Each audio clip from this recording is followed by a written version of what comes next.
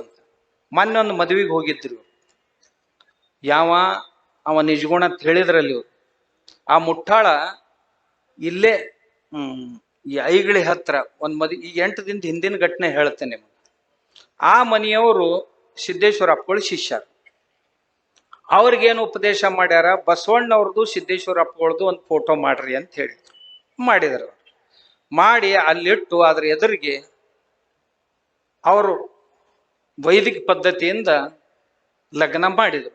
ಮಾಡಿಂದ ಇವ ಬಂದಲ್ಲಿ ನಾ ಸ್ವಲ್ಪ ಬಸವಣ್ಣವ್ರ ಪದ್ಧತಿಲಿ ಹಾಕ್ತೇನೆ, ಬಸವಣ್ಣವ್ರು ಎಲ್ಲರೂ ಒಂದ್ ಕಡೆಯಾರ ಬರ್ದಾರನು ಹೂವ ಹಾಕ್ರಂತ, ನಿಮ್ಗೆ ಏನೇನ್ ತಲೆಯಾಗ ಬರ್ತೈತೆ ಅದನ್ನೆಲ್ಲ ಬಸವಣ್ಣನ ಹೆಸರ್ಲೆ ಕಪ್ಪಿಸ್ಕೊಂತ ಹೊಂಟೇಳಿ. ಇವನು 2 ಹೂವ ಹಾಕಿದ. ಭಾಳ ಚಲೋ ಮಾಡಿರಿ ಅಂತ ಹೋದ.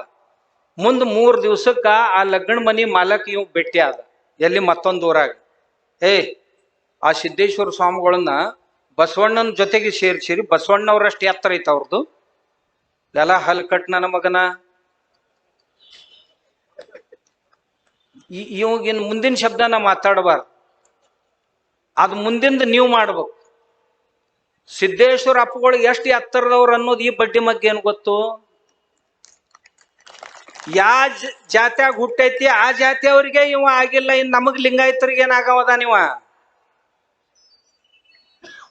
ಇವ ಹುಟ್ಟಿದ್ದು ಬ್ಯಾರೆ ಜಾತಿ ಒಳಗ ಬಂದ್ ಲಿಂಗಾಯತಾಗ, ನಾ ಹುಟ್ಟಿದ ಜಾತಿಗೆ ಆಗಿಲ್ಲ, ಅವ್ರ ಅಪ್ಪ ಅವ್ಗ ಆಗಿಲ್ಲ ಅಂದಾಗ ನಮಗೇನಾಗವದ? ನೀವು ಸಿದ್ದೇಶ್ವರ ಅಪ್ಪಗಳ ಬಗ್ಗೆ ನೀನು ಹಗುರವಾಗಿ ಮಾತಾಡ್ತೀಯ ಮಗನ ಅತ್ತನ್ನ ಸಿಗಲೇವ ಅಂತ ಹೇಳಿನ. ಎಲ್ಲಿ ಬರ್ತಾನ ಅಲ್ಲಿ ಎಲ್ಲ ನೀವು ತಯಾರಾಗೇ ಇರ್ಬೇಕು. ನಾ ಹೇಳ್ತೇನೆ, ನೀವು ಎಲ್ಲಿ ಬೇಕಾದಲ್ಲಿ ಬರೋಲ್ಲಕ್ಕವ ಬಂದಂದ್ರೆ ನೀವು ತಯಾರಾಗೇ ಇರ್ಬೇಕು. ಯಾಕೋ ಮಗನ ಹಿಂಗ್ಯಾಕೆ ಮಾತಾಡ್ತೀನಿ? ನಮ್ಮ ದೇವ್ರಿಗೆ ಬೈತಿದಿ, ನಮ್ಮ ದಿಂಡ್ರಿಗೆ ಬೈತಿದಿ, ಕೇಳುವಾಗ ತಯಾರಾಗಿರ್ಬೇಕು.